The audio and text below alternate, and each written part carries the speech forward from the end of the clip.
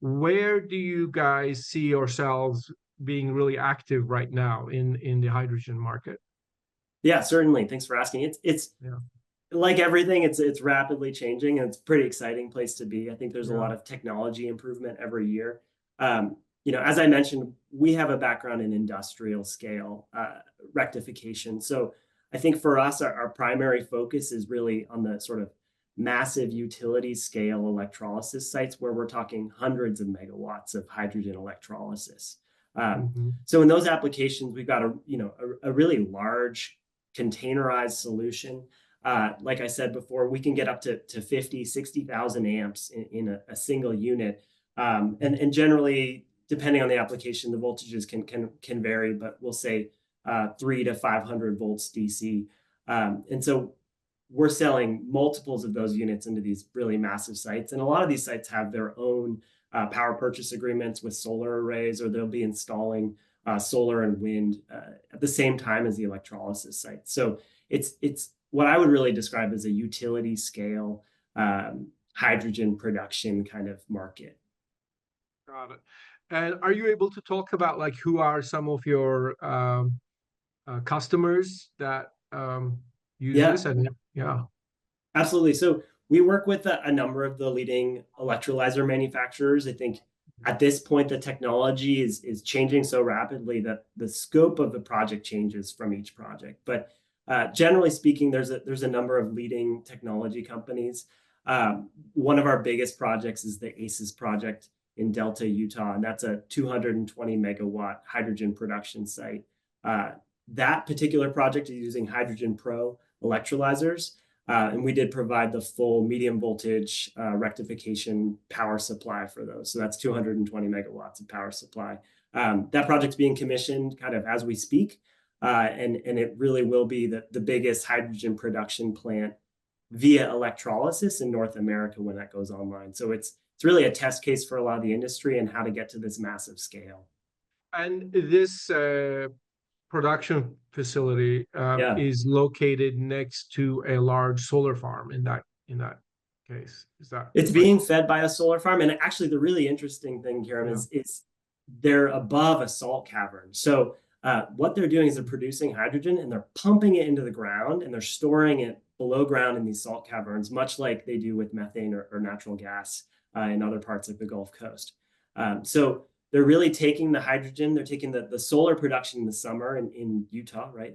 A sunny Yeah. state last time I was there, and storing it in the form of a molecule underground for an interseasonal battery, essentially. So Yeah. taking excess solar energy and storing it for use in the fall and winter, really to Yeah. support the greater California, kind of Southern California grid. Wow. And then that hydrogen that's stored Yeah, is underground. taken out and used later for what purposes and where? They're actually going to be, well, they are distributing it. They have some off takers, let's say steel mills who maybe need hydrogen for their processes. But I think the primary use for that hydrogen is to be burned in a turbine and produce electricity. Like a natural gas turbine. I mean, Exactly. yeah, Yep. got it. And let's also talk about this process of how, I guess, you're taking in, you're feeding electricity, excess Mhm. electricity from, midday hours of a powerful solar plant, utility scale solar plant. And then how does that process work? At the end, like you take water and split it, and you get the H2O split into with and then coupled with the electrons, and then you get the hydrogen and then oxygen, I guess, right? Is that kind of Yeah. So if you want to think because about it's it, a, it's kind of like a battery, right? So there's an arrangement of cells yeah, within the electrolyzer, and the inputs are, as you said, water and electricity. So you take yeah, water, you put it into the input side of this battery, we'll call it, and you zap the water with electricity just to keep it really simple. We're zapping things, and as you said, it passes through a membrane. There's an anode and a cathode, and the hydrogen atoms are split off of the oxygen atom in the molecule, and we get hydrogen on the other side, right? So usually a very pure form of hydrogen that may need a little bit more refinement or pressurization, depending on the specific electrolyzer and the specs for that system. But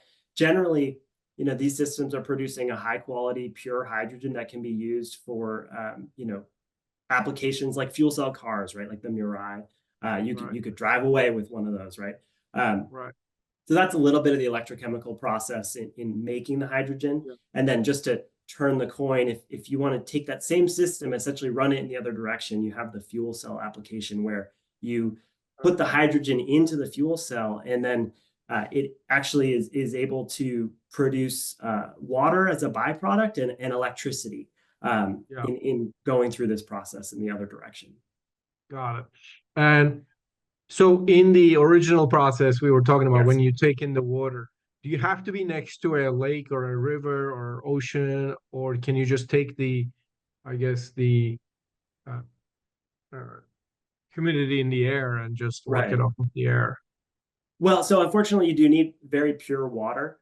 Okay. So much like our focus is the electricity, right? And there needs to be a high level of control for the electricity. So some of the Yeah. things we talk about often are really varying the voltages and the current requirements for the stacks, depending on the available electricity, depending on how they want to run the system.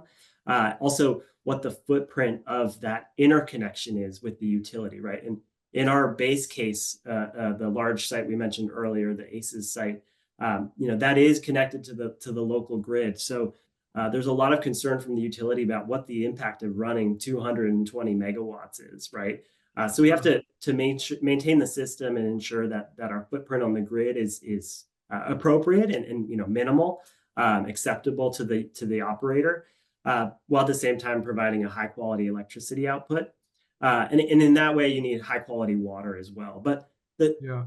I think the blue sky opportunities here with hydrogen are that we can produce hydrogen with, again, a low or no cost carbon cost in many places where they may not have great resources like natural gas available. So it can be very geographically dependent, right? We want a lot of solar or wind to provide the electrons for the process, Yeah. but then you can create this molecule which has some other uses that unlock some opportunities that aren't necessarily available with just straight electrification or batteries. Yeah. So, and where do you get the pure water from? Like in Utah, I guess from the lake, or Yeah, is from it lakes, and there's underwater? a lot of times there's agreements with local water treatment facilities, right, or towns and cities that have water treatment plants. So it is, there's usually water purification processes on site to take high quality water and convert it into extremely pure water. Again, because we're putting it into this electrochemical process, any impurities add to degradation and system inefficiencies. So you really do need pure water, and that can be a sticking point in the industry. Got it.